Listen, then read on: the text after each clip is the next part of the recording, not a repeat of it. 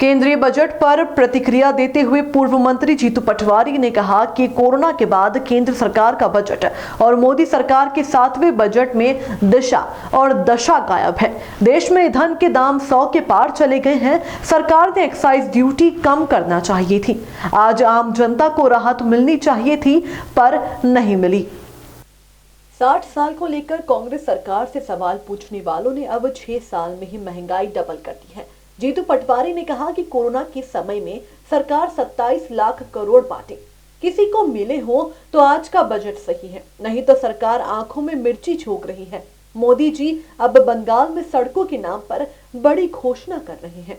BJP ने जो पहले बिहार में किया, अब बंगाल में यही कर रही है।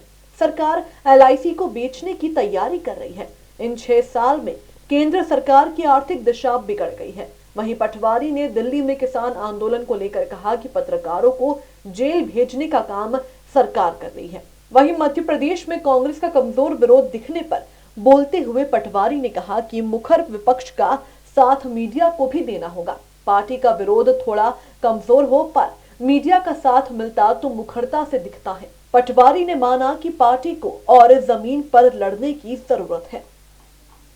LIC के जो सबसे विश्वसनीय कंपनी है भारतवर्ष में, उसके शेयर बेचने के लिए बजट में प्रोविज़न किया जा रहा है।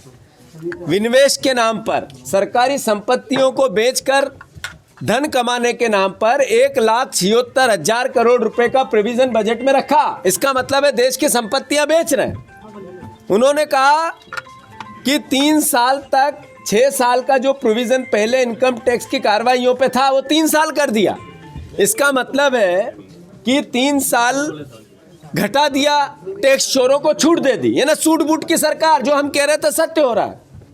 आप देखो कि पेट्रोल डीजल, अब की बार मोदी सरकार पेट्रोल डीजल 100 के पार। जो टैक्स केंद्र सरकार लगाती है, आशा थी कि पेट्रोल डीजल और पेट्रोलियम पदार्थों पे घटाएगी, कोई राहत नहीं है।